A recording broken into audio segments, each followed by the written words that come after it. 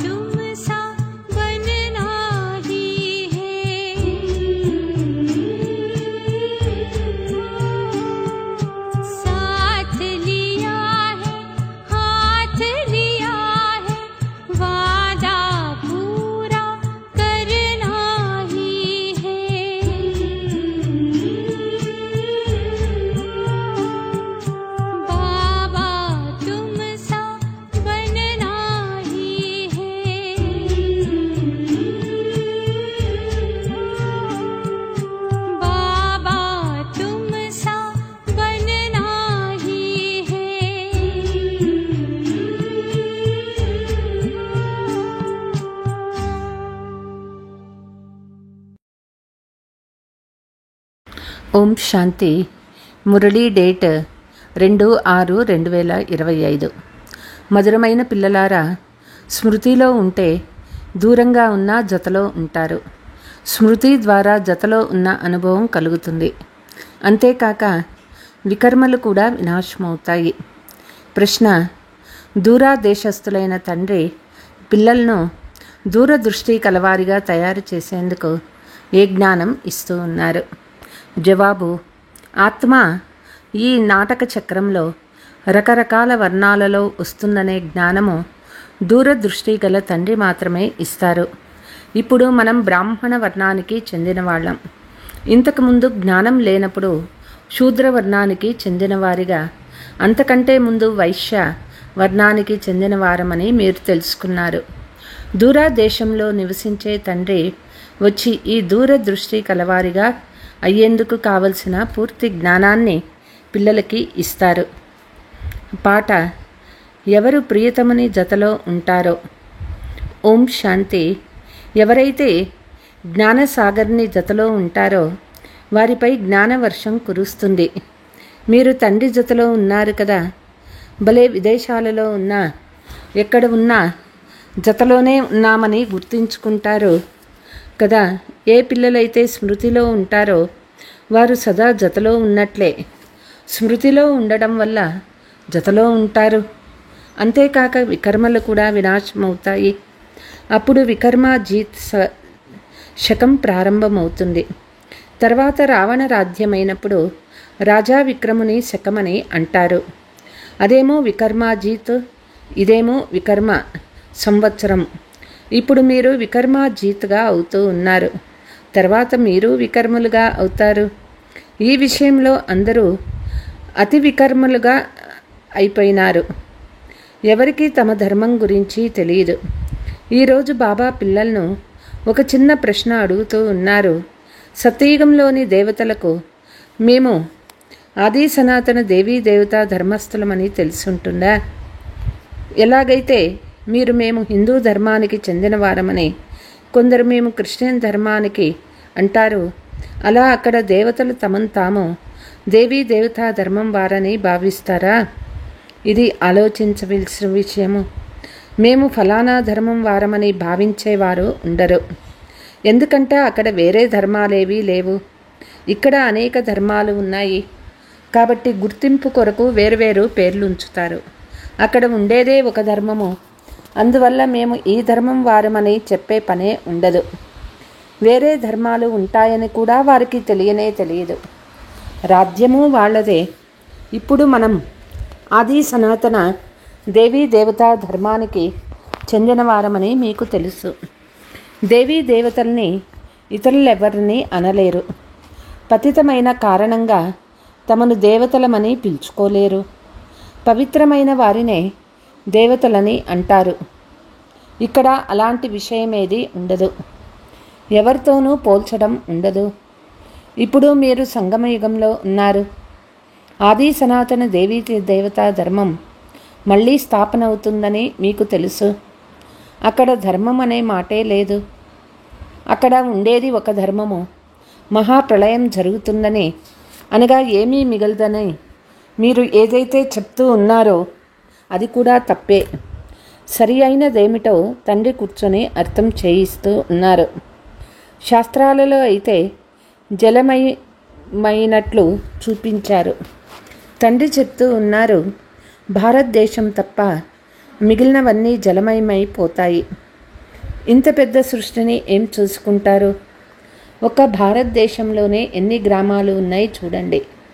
మొదట అడవిగా ఉండేది. తర్వాత దాని నుండి వృద్ధి జరుగుతుంది. అక్కడైతే కేవలం సనాతన ధర్మ వారు మాత్రమే ఉంటారు. ఇది బ్రాహ్మణులైన మీ బుద్ధిలో తండ్రి ధారణ చేయిస్తూ ఉన్నారు. సర్వోన్నతులైన వారు శివబాబా. ఎవరు వారిని ఎందుకు పూజిస్తారు? వారిపై జిల్లేడు మొదలైన పుష్పాలు ఎందుకు అర్పిస్తారు? ఈ విషయాలు మీరిప్పుడు తెలుసుకున్నారు. వారైతే నిరాకారులు కదా, నామరూపాలకు అతీతమైన వారని అంటారు. కానీ నామరూపాలకు అతీతమైన వస్తువేది ఉండదు. అప్పుడు ఎవరిపై పుష్పాలు మొదలైనవి అర్పించినట్లు మొట్టమొదట పూజ వారికే జరుగుతుంది. మందిరాలు కూడా వారివే తయారవుతాయి.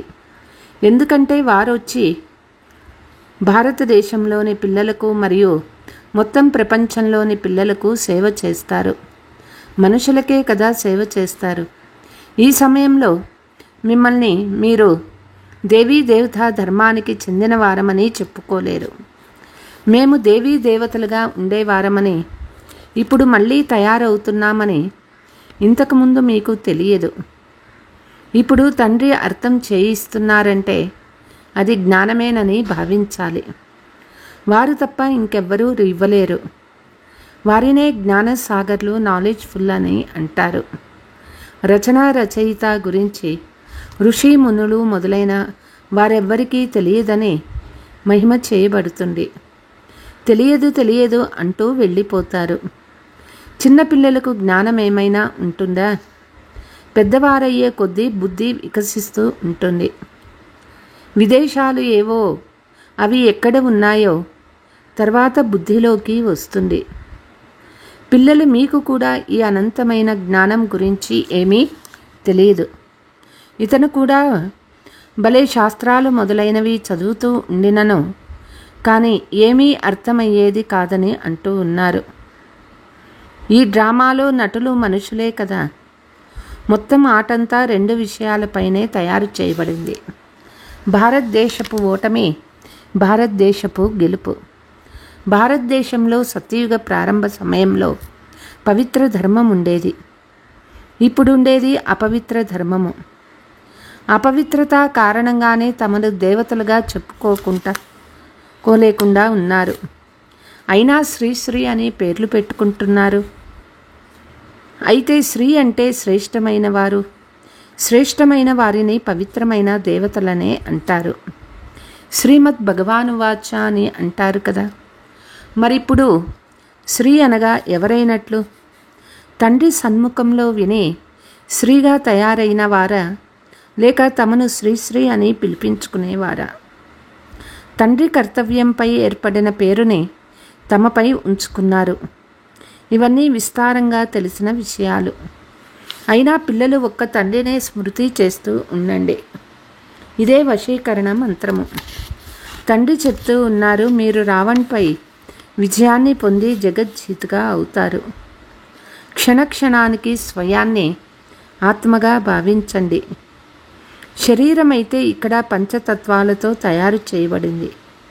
తయారవుతుంది, వదిలిపోతుంది, మళ్ళీ తయారవుతుంది. అయితే ఆత్మ అవినాశి. అవినాశి ఆత్మను ఇప్పుడు అవినాశి తండ్రే సంగమయుగంలో చదివిస్తూ ఉన్నారు. భలే ఎన్ని విఘ్నాలు వచ్చినా, మాయా తుఫాన్లు వచ్చినా తండ్రి స్మృతిలో ఉండండి. మనము సతో ప్రధానంగా ఉండి తర్వాత తమో ప్రధానమయ్యామని మీరు అర్థం చేసుకున్నారు.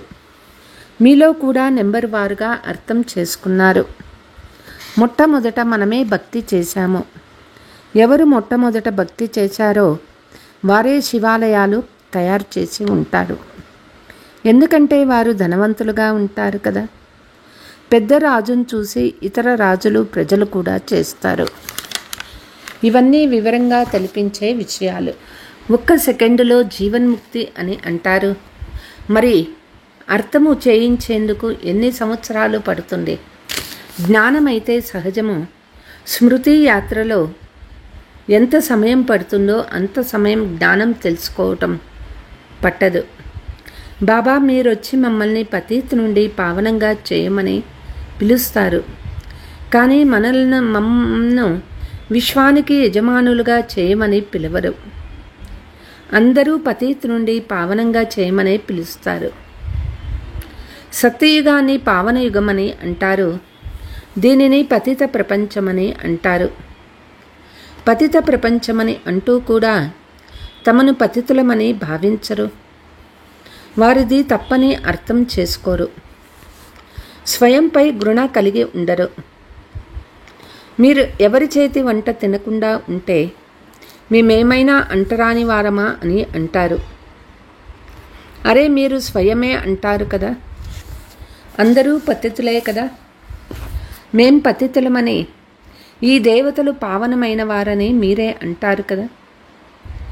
మీరే పతితులని మనాలి. అమృతాన్ని వదిలి విషాన్ని ఎందుకు తినాలనే గాయనం కూడా ఉంది. విషము చెడ్డది కదా. ఈ విషయం ఆది మధ్యాంతాల దుఃఖం ఇస్తుందని తండ్రి చెప్తూ ఉన్నారు.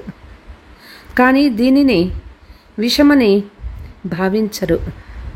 మత్తు పదార్థాలను సేవించువారులా మత్తు పదార్థాలు లేకుండా ఉండలేరు. సారాయి తాగి అలవాటు గల వారు తాగకుండా ఉండలేరు. యుద్ధ సమయంలో సారాయి తప్పించి నషా ఎక్కించి యుద్ధానికి పంపిస్తారు. నషా ఎక్కిందంటే ఇంకేమి కావాలి? బాంబులు సహితంగా పడతారు. యుద్ధం జరిగిందని గాయనం ఉన్నది. రైట్ విషయాన్ని ఇప్పుడు మీరు ప్రాక్టికల్గా చూస్తూ ఉన్నారు.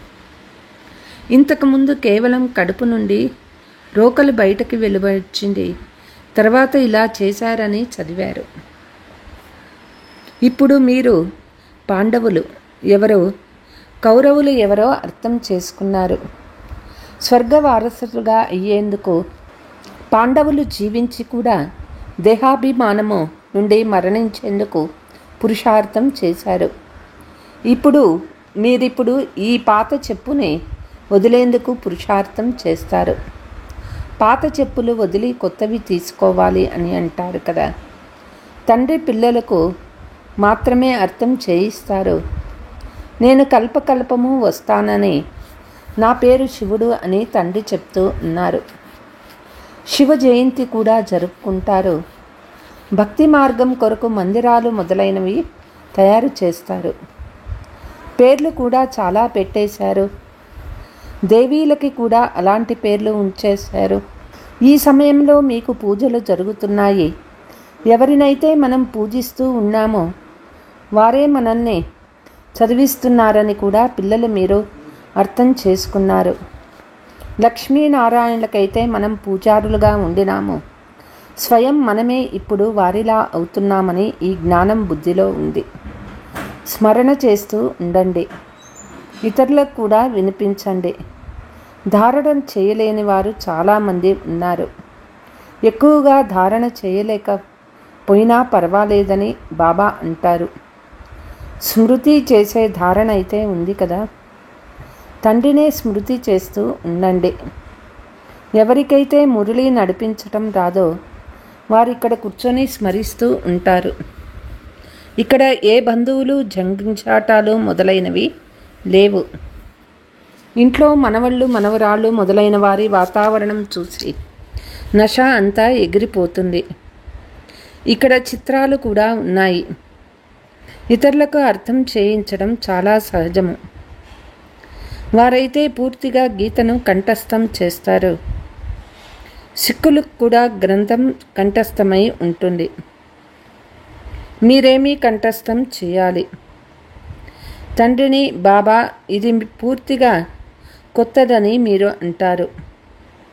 మిమ్మల్ని మీరు ఆత్మ అని భావించి ఒక్క తండ్రిని స్మృతి చేయు సమయము ఇదొక్కటే. 5000 సంవత్సరాల ముందు కూడా ఇది నేర్పించారు.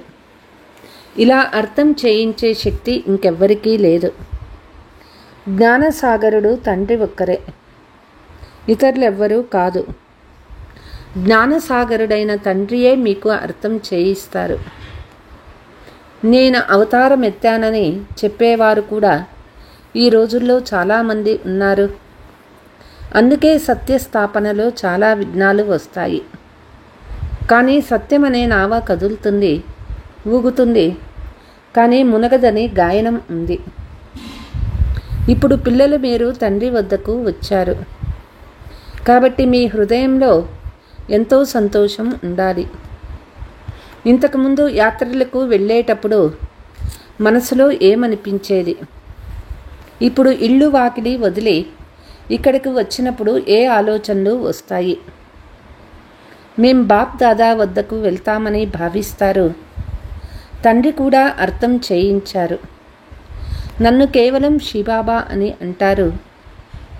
ఎవరిలో ప్రవేశించానో వారి పేరు బ్రహ్మవంశములు అంటాయి కదా. మొదటి వంశం బ్రాహ్మణులది, తర్వాత దేవతా వంశము. ఇప్పుడు దూరదేశస్థుడైన తండ్రి పిల్లలను దూరదృష్టి కలవారిగా చేస్తారు. ఆత్మ ఎలాగైతే మొత్తం చక్రంలో భిన్న భిన్న వర్ణాలలో వచ్చిందో మీకు తెలుసుకున్నారు. ఈ జ్ఞానము దూరదేశి అయిన తండ్రి మాత్రమే ఇస్తారు. ఇప్పుడు మేము బ్రాహ్మణ వర్ణంగా అయ్యామని భావిస్తారు. ఇంతకుముందు జ్ఞానం లేనప్పుడు శూద్రవర్ణంలో ఉండేవారు.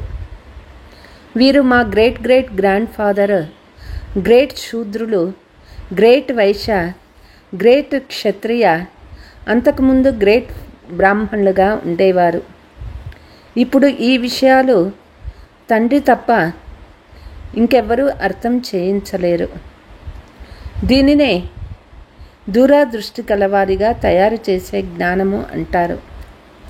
దూరదేశంలో నివసించే తండ్రి వచ్చి పిల్లలకు దూరమనే దేశమనే జ్ఞానాన్ని ఇస్తూ ఉన్నారు.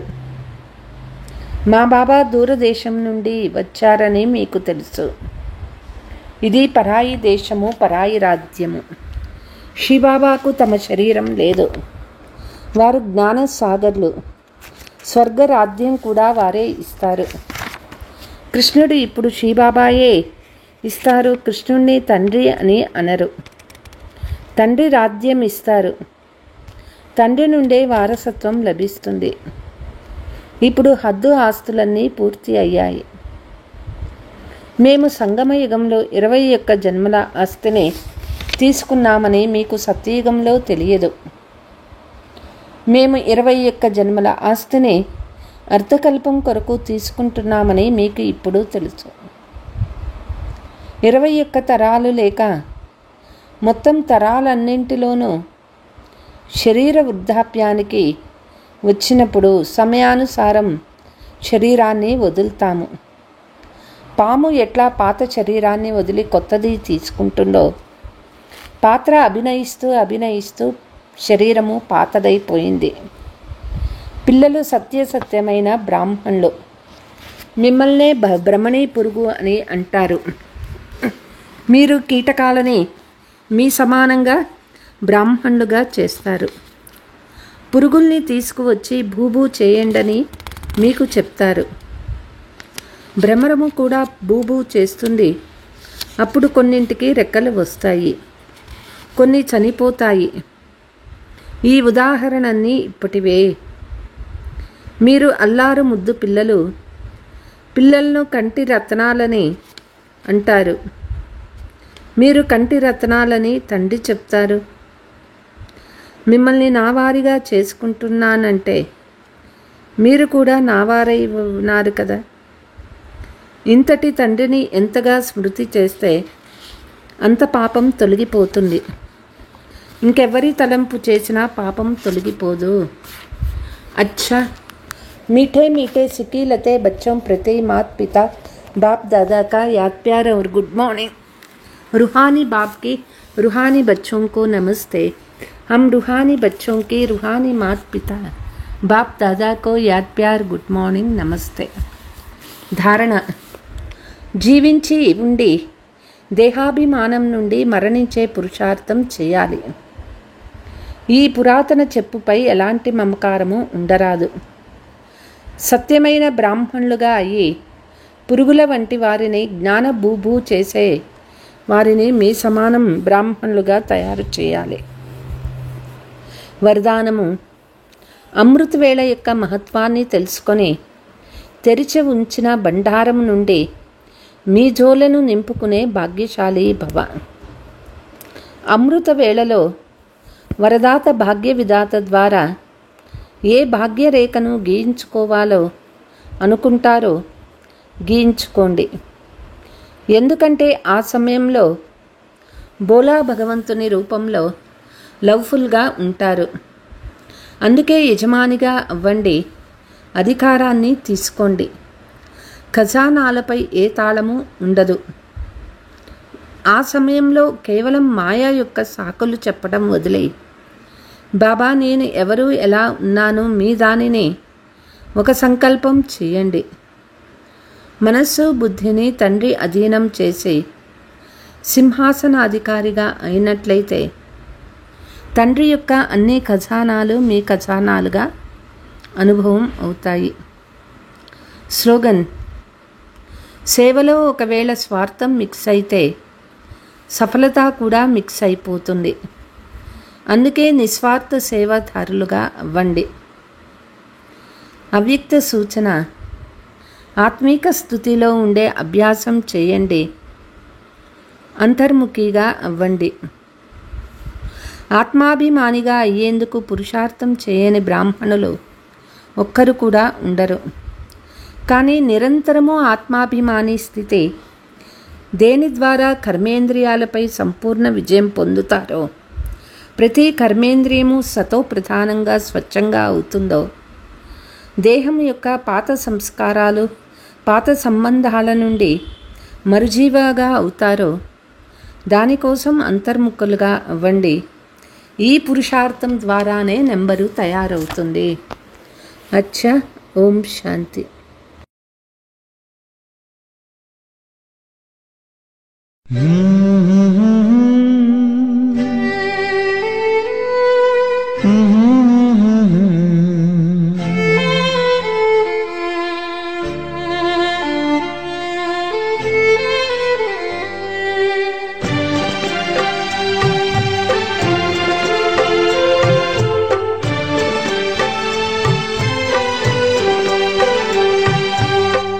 ईश्वर अपने साथ है, डरने की क्या बात है।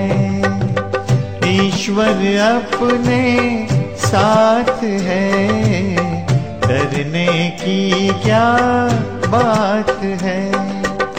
सदा सफलता साथ हमारे, सदा सफलता साथ हमारे, हाथ में उसके हाथ है। ईश्वर अपने साथ है, डरने की क्या बात है। सदा सफलता साथ हमारे, सदा सफलता साथ हमारे, हाथ में उसके हाथ है। ईश्वर अपने साथ है, डरने की क्या बात है।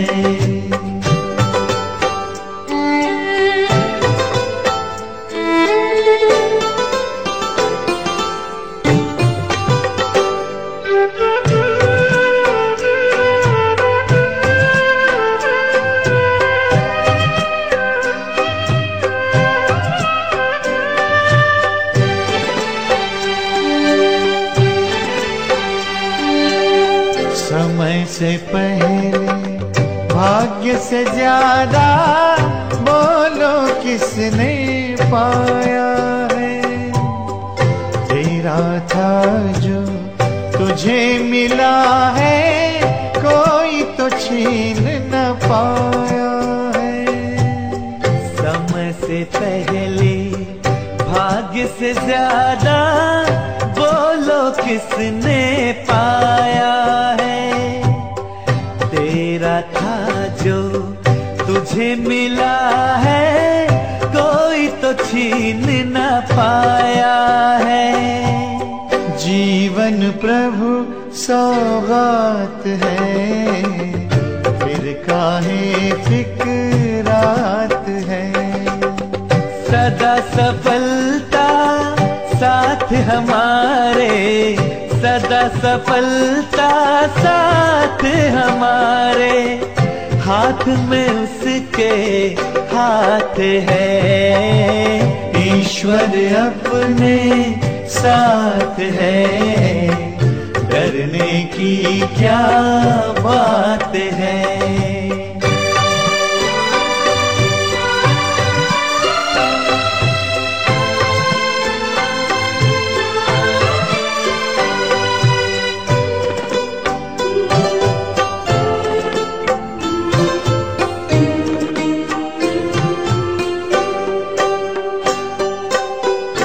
उसके नाम से कितनों के ही बिगड़े काम तो बन जाते। जिसकी याद से जन्म जन्म के कष्ट सभी मिट जाते। जिसके नाम से कितनों के ही बिगड़े काम तो बन जाते। जिसकी याद से जन्म जन्म के कष्ट सभी मिट जाते। सामने वो दिन रात है, प्यार की बरसात है। सदा सफलता साथ हमारे, सदा सफलता साथ हमारे। हाथ में उसके हाथ है, ईश्वर अपने साथ है। डरने की क्या बात है, ईश्वर अपने साथ है। डरने की क्या बात है। सदा सफलता साथ हमारे, सदा सफलता साथ हमारे। हाथ में उसके हाथ है, ईश्वर अपने साथ है। डरने की क्या बात है, ईश्वर अपने साथ है। डरने की क्या बात है।